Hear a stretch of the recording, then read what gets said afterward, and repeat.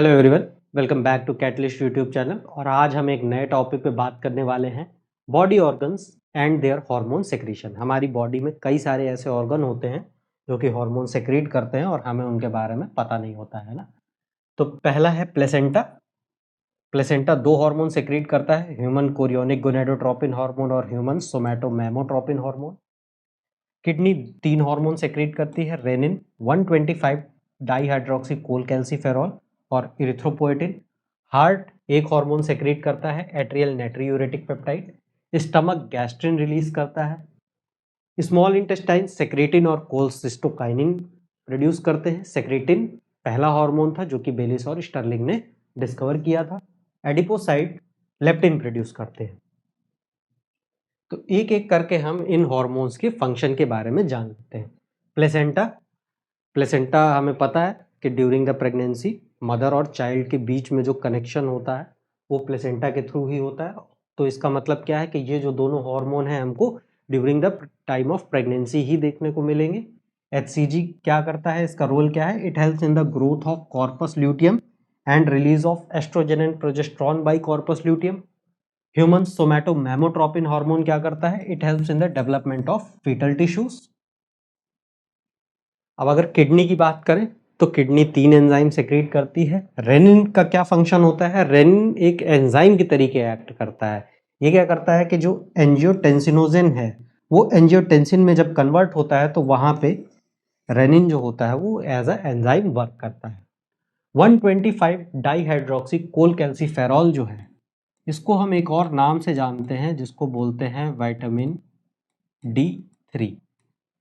ठीक है, और इसका फंक्शन क्या होता है? It increases the absorption of calcium in intestine and bone mineralisation. अगर चिल्ड्रंस में विटामिन D3 की कमी होती है तो वो रिकेट्स कॉज करता है। एडल्ट्स में होता है अगर डिफिशियंसी तो वहाँ पे ऑस्टियोमेलेसिया वाली कंडीशन आ जाती है। और अगर ओल्ड एज में डिफिशियंसी होती है तो वहाँ पे ऑस्टियोपोरोसिस की कंडीशन हमको देखने को मिलती है।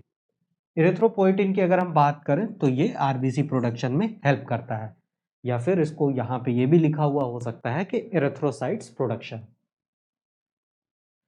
हार्ट जो है वो एक हार्मोन सेक्रेट करता है, एट्रियल नाइट्रियूरेटिक पेप्टाइड। अब ANP का काम क्या होता है? It increases sodium excretion by kidneys and it reduces the blood pressure.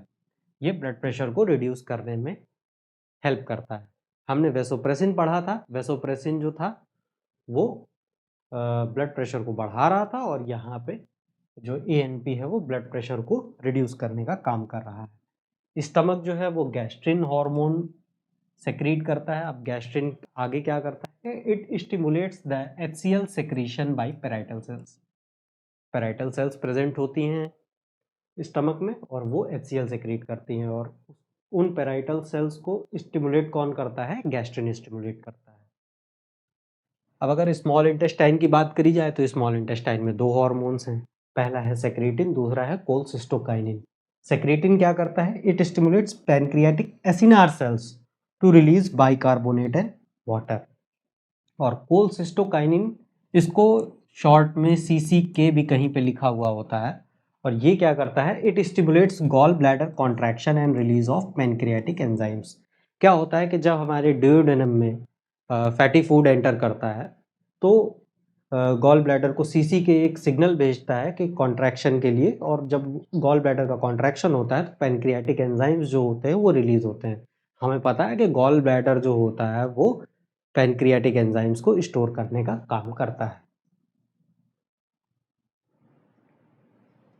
Adipocytes cell होती हैं, ठीक है, वो लेप्टिन रिलीज करती हैं। और लेप्टिन का काम क्या होता है? It inhibits appetite. और एपेटाइट को कैसे इनहिबिट करता है? कि ये जो बॉडी में फैट स्टोर होता है उसको बर्न करता है, और जिससे ये एपेटाइट को इनहिबिट कर देता है, और ये स्टिमुलेट थर्मोजेनेसिस को भी ये स्टिमुलेट करता है। तो आज के वीडियो में हमने देखा कि बॉडी ऑर्गन्स कौन कौन से हैं और उनके हॉर्मोन्स क्या क्या हैं। अगले वीडियो में हम कुछ और दूसरे टॉपिक पे बात करेंगे। आज के लिए फ़िलहाल इतना ही। Thank you.